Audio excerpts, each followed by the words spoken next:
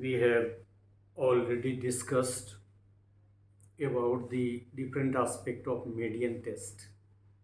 4-5 part में हमने छोटा छोटा करके उसको किया है. Now we shall be solving the problem, but the purpose of the lecture is not to solve the problem, rather to make you capable to imply median test in the form of hypothesis testing as and when you need.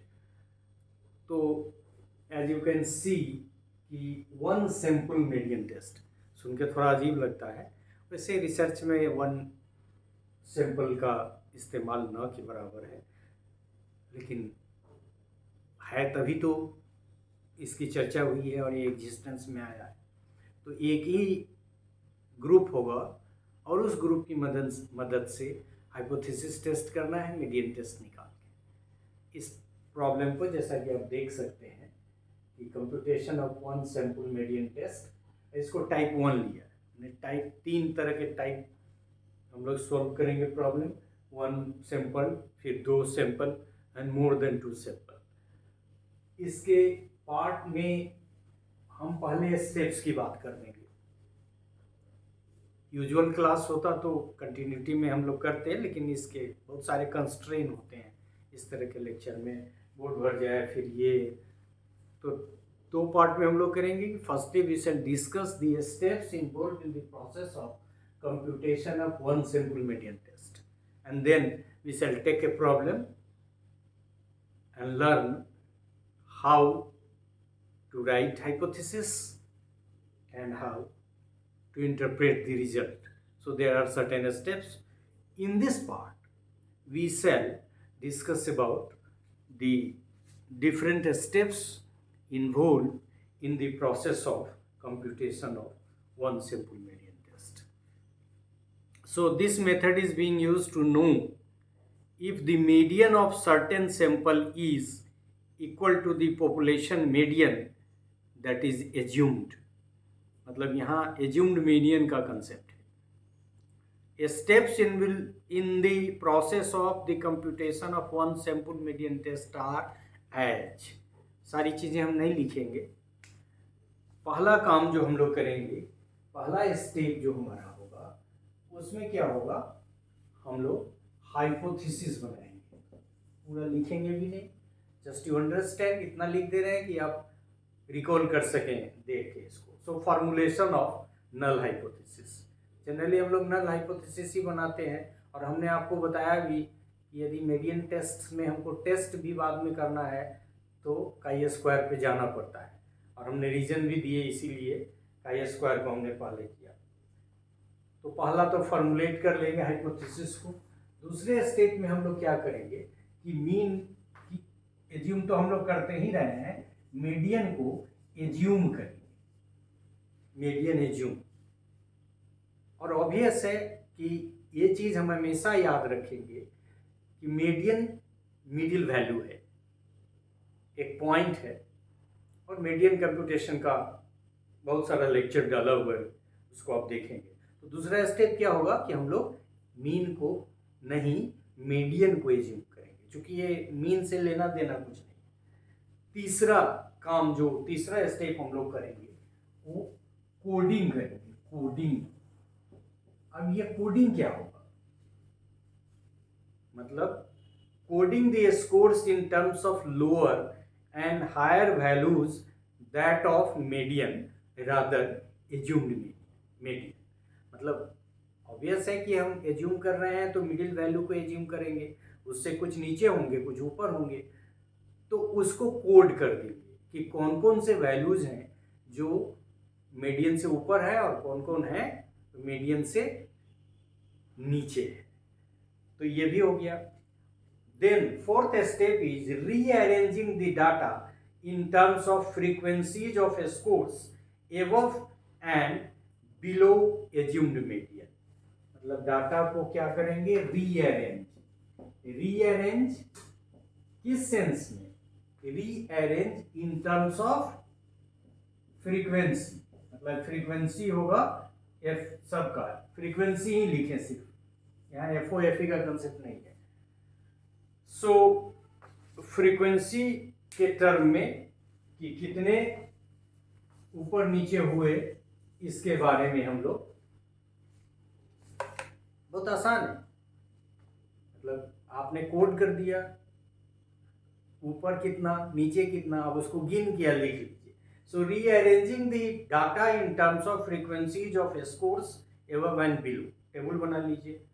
Expected frequency F E is computed. देखिए ये जो हम निकालते हैं वो हमेशा observe frequency, तो ये फ्रीक्वेंसी कैसी हो गई हमारी, ऑब्जर्व फ्रीक्वेंसी।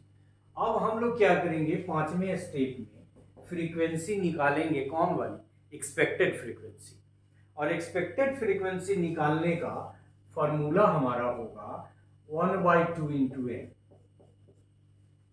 कैसे, अभी यहां दिमाग नहीं लगाना है, सिर्फ ये रखना है कि फिफ्थ स्टेप में एफ ओ निकल गया है, उसके बाद हम लोग एफ ई निकाल देंगे। अब एफ ओ भी निकल गया, एफ ई भी निकल गया, then what we shall do in the next step, we shall place the value in table in terms of F E and F ओ।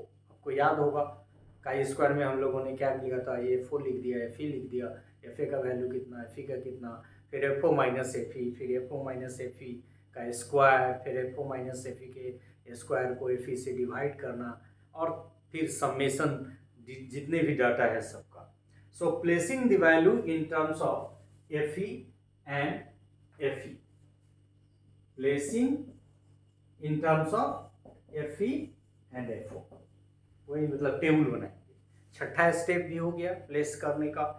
सातवां स्टेप, अब चूंकि टेबल बना दिया है तो हम लोग क्या करेंगे, काई स्क्वायर कैलकुलेशन कर लेंगे। काई स्क्वायर कैलकुलेशन का फॉर्मूला आपको पता है, इस summation sigma F O minus F E का square divided by F E, ये तो आपको याद रखना ही पड़ेगा, और बहुत आसान फार्मूला है ये, और तो टेबल में भी हम लोग करते हैं। अब ये हमारा वैल्यू निकल गया, निकला तो काई स्क्वायर का वैल्यू, लेकिन ये मीडियन टेस्ट से रिलेटेड। अब 8वें नंबर पर क्या करेंगे, डिग्री ऑफ फ्रीडम निकालेंगे। डिग्री ऑफ फ्रीडम कैसे निकलता है आप जानते हैं, r-1 into c-1।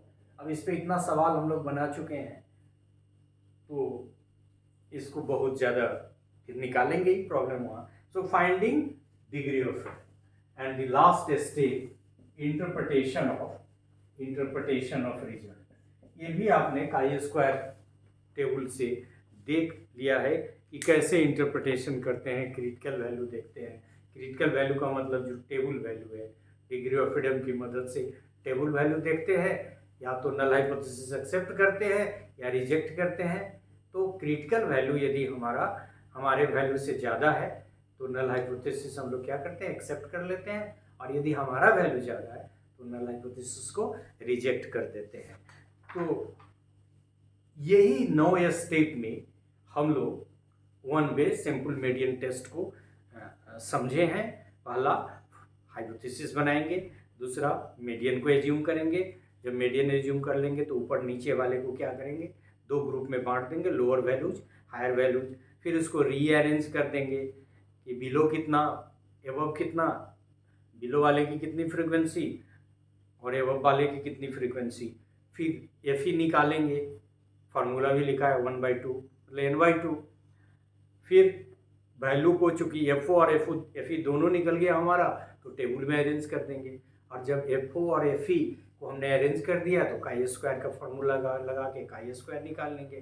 Chi square जब निकल जाएगा तो हम देखेंगे कि ये वैल्यू सिग्निफिकेंट है कि नहीं, और इसके लिए क्या करेंगे, डिग्री ऑफ फ्रीडम को निकालेंगे। डिग्री ऑफ फ्रीडम से क्रिटिकल टेबल को देखेंगे, वैल्यू देखेंगे, और फिर 9वें स्टेप में हम लोग इंटरप्रेट कर देंगे, और हमारा हाइपोथेसिस टेस्ट हो जाएगा, या तो एक्सेप्ट होगा या रिजेक्ट होगा। That depends on the value of critical value, that is table value.